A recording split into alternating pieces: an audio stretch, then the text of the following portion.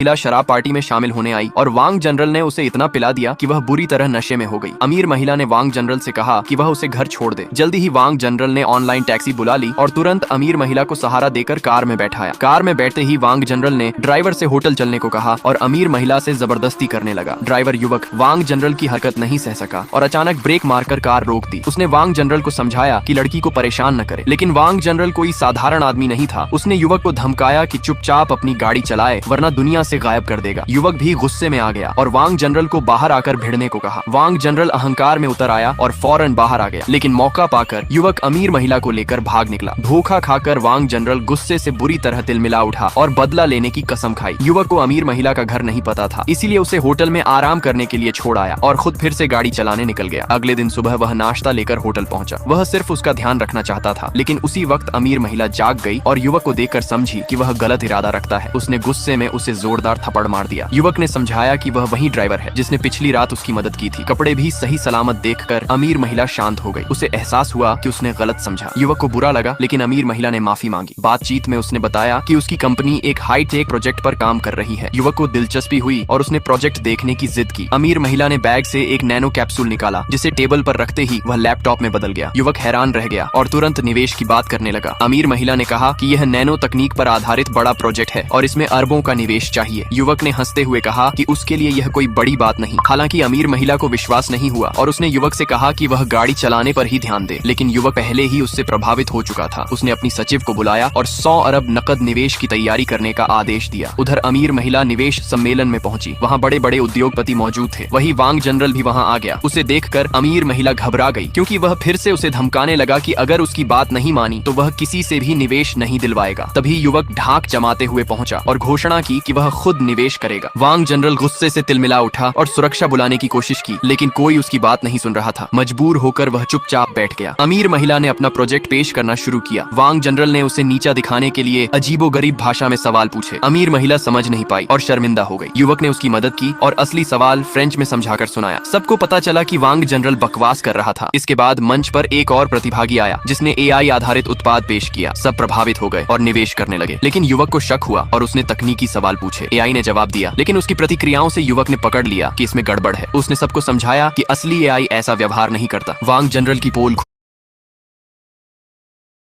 माहौल बिगड़ गया, लेकिन अमीर महिला को युवक का साथ और सहारा मिल चुका था।